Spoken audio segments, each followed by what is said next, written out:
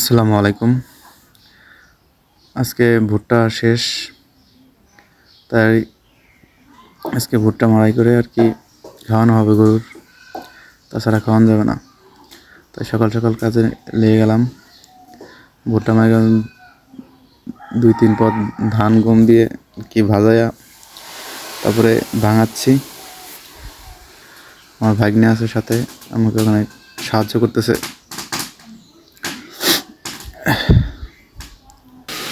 গরুর খাওয়ার জন্য ভুট্টা ভাঙাচ্ছি।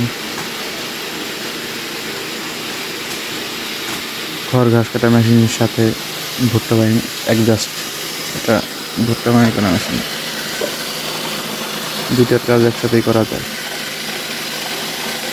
বেলফিটা লাগায়া খোলায়া দুইটার কাজ একসাথে, এক মোটরেই সব কিছু ভালোই একটু সুদি হয়। এই ইশার দিলেই আরও গোড়া হবে।